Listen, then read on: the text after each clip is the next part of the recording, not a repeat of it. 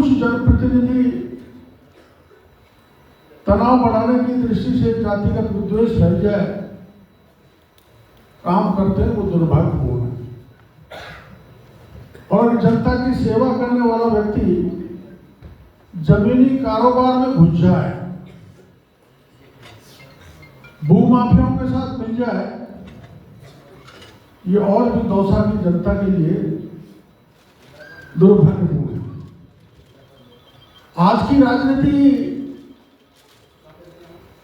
मैं भी सोचता हूं कई बार, सभी नेता नहीं है ऐसे, पर आज की राजनीति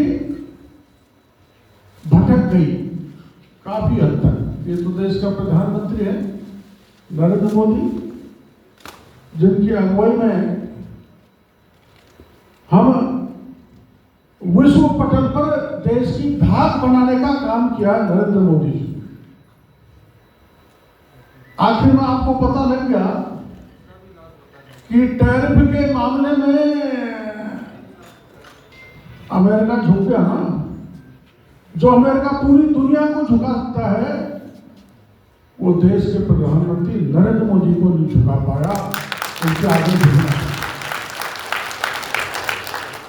और आपने अभी लोकसभा का दृश्य देखा होगा, देश के प्रधानमंत्री कैसी राजनीति कहां जाके गिर गई।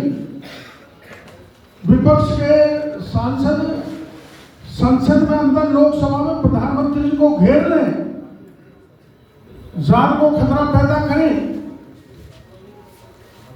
ये स्थिति नहीं होनी चाहिए, इसको टालना चाहिए। और हमारे यहाँ तो जो पंडित नोबेल किशोर रहे हो, चाहे रामकरण जोशी रहे हो, चाहे राजेश पायलट रहे हो, सबने सबको साथ लेके मिलके इस इलाके को आगे बढ़ाने का काम किया। इसलिए इस मौके पर मैं कहूंगा, जो वर्तमान जनप्रतिनिधि हैं वो मिलजुल के चले, कंधे से कंधा मिलाए। राजनीति आपकी अलग, आप अपने स्तर पर करें, लेकिन उस खींचातान को जनता के बीच में लाके कतई नहीं लाए, उसके परिणाम ठीक नहीं होते। मैं कितनी खुशी की बात है, मैं तो सपने में भी नहीं सोचता था। सपने में भी जब से राजनीति में आया हूं, अब राजनीति का लंबा जीवन निकल गया, मैंने कभी भी नहीं सोचा था कि मैं दौसा से चलूंगा और 2 घंटे में दिल्ली पहुंच जाऊंगा, 8 घंटे में मुंबई पहुंच जाऊंगा। आपने कभी सोचा था कि दिल्ली मुंबई दुनिया का और देश का सबसे बड़ा हाईवे अपने यहां से निकालने का काम किया है तो एनडीए की सरकार और नरेंद्र मोदी जी ने किया है। और जहां हम बैठे हैं, हम भाषण दे रहे हैं, ये इलाका प्यासा मर रहा है, पीने को पानी नहीं है, सिंचाई की व्यवस्था तो दूर की बात है, पीने के पानी के लोग तरस रहे और फ्लोराइड के कारण लोगों के अनेक प्रकार की बीमारियां हो गई। मैं धन्यवाद देना चाहूंगा देश के प्रधानमंत्री को। आपको ध्यान होगा, एक बार 50-60 हजार लोगों को हम जैसे पैदल कूच करके ले गए थे, मीना हाईकोर्ट से चले थे भर के और जयपुर तक गए थे। ईसरदा का पानी दौसा को दिलाया जाए 2010 में गए थे, जब हमने आश्वासन दिया था सरकार का कि बिल्कुल चाहे कितना ही पैसा लगाना पड़े, हम दौसा को पानी देंगे और दौसा को पानी मिलेगा ईसरदा का, और दौसा को पानी मिलेगा चंबल का। चंबल का वो पानी जो वर्षों से चंबल बहकर बेकार जा रही है, कोटाली की डाउन स्ट्रीम से लेके भरतपुर तक, उसको पानी को लाके दौसा तक पहुंचाना। दौसा तक ही नहीं, रामगढ़ बंदे में पानी डलेगा, उसको छोड़ेंगे और भरतपुर तक बाणगंगा में पानी जाएगा, अलवर को पानी जाएगा।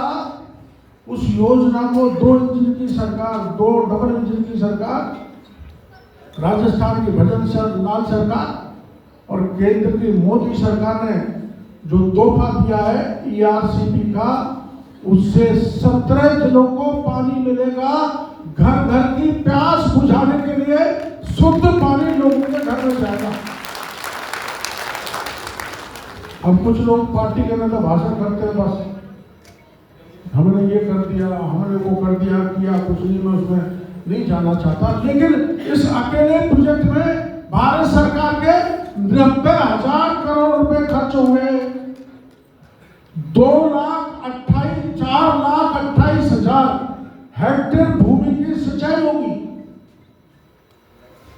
और सब हर घर पे नल पहुंचेगा, ये चंबल का पानी पहुंचेगा।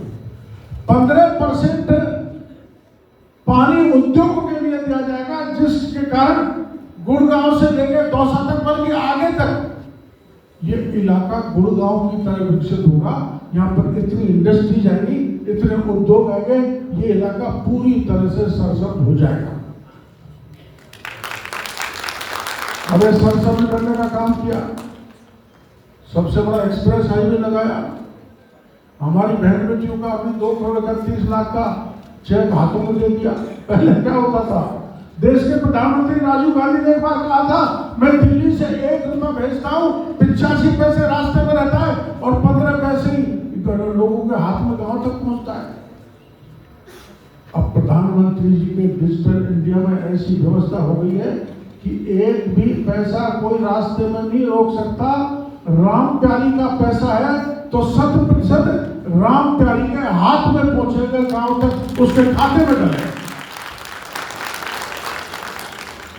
भ्रष्टाचार मुक्त, भय मुक्त शासन देने का काम मोदी जी कर रहे हैं, हमारी राजस्थान की सरकार कर रही है।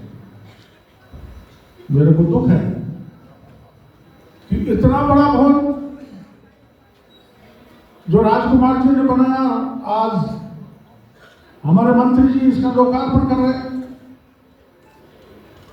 और उसमें जनप्रतिनिधि नहीं आए, तो इसमें मैं जिला प्रशासन से कहूंगा, इससे गंभीरता से विचार करना पड़ेगा। और वो केवल इसी के लिए लड़ रहे हैं, हमारा नेम प्लेट में नाम होगा कि नहीं होगा, है भाई आगे देख लो। आपका नाम है दीनदयाल जी, आ जाओ। हमने तो दीनदयाल उपाध्याय चला के करोड़ की एक उपाध्याय हुआ था, जिनके नाम से हम गरीब का उत्थान कर रहे हैं। समाज के अंतिम पंक्ति में जो व्यक्ति खड़ा है, उसको बराबरी में आगे लाने में, आर्थिक दृष्टि से मजबूत करने का हम काम कर रहे हैं।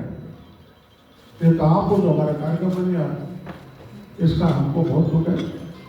मंत्री जी से मेरी चर्चा हुई थी, मंत्री जी ने कहा हम तो सब लोगों को लेकर साथ चलते, आप उनको बुलाओ, नहीं आए, केवल राजनीति करना काम है।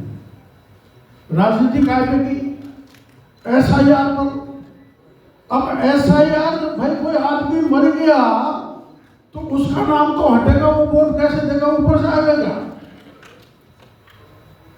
कोई मर गया, कोई बाहर चला गया, यहां से जाके और जगह बस गया, उन नामों को हटाने के काम करें तो उसी को मुद्दा बनाने।